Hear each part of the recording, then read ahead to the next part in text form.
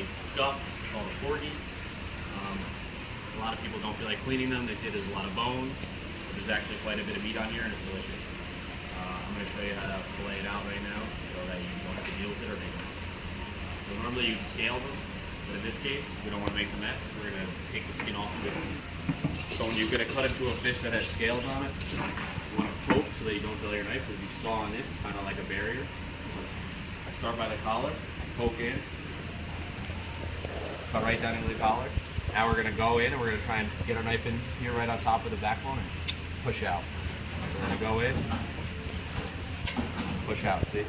Now, without even looking, because there's a lot of fat in a Porgie, we don't want to peel the meat up. We're going to just cut in down along the bone, and then we'll take a little peek. There's a pin bone right here that everyone says there's a lot of bones in there. That's what we want to cut out. We're going to cut that pin bone. We're going to end up cutting that pin bone out of the meat at the end. When I want to get over that rib cage, I normally push the tip of the knife all the way down into the guts.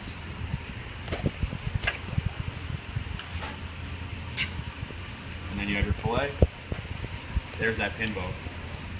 On this side, sometimes it can be confusing to go back in, so if you take the head and bend it, kind of makes the fillet flat along the ground right here. That's where your knife's going to go into. So again, we're going to poke so that we don't dull our knife. We're going to get in there. We're going to bend that fish so that we can get right along that backbone. And I give it another clean cut. You all the way up to those pin bones. Cut up to those pin bones. Cut down over the backbone. Get that tip of that knife deep down in those guts. That way you can get over the rib cage. You don't waste any meat, because that is a nice little tender piece of meat right there. And then you have your clean Porgie that you can almost see through. So now we're going to debone the fish. Save us clean. This knife is just a little bit longer, a little bit thinner, so it makes life easier on skinning it. So there's a lot of fat in this fish and it'll break. So when you're going to fillet, you want to finish by pushing the belly towards the stronger piece of meat. So you're going to want to finish this way.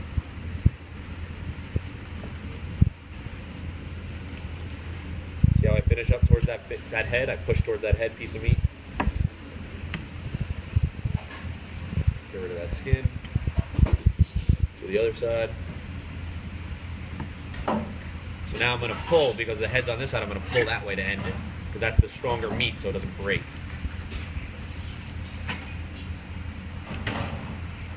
Now we're going to, instead of pin boning it, you take your knife and you cut out that little V-bone with almost no loss. That V-bone actually goes almost all the way to the tail.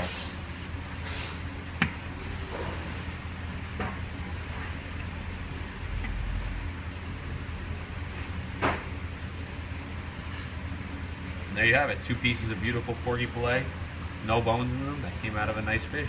That with some greens would make a great dinner. Thanks for watching this video, and I hope you learned something from it. And if you have any questions, feel free to ask. Thanks a lot.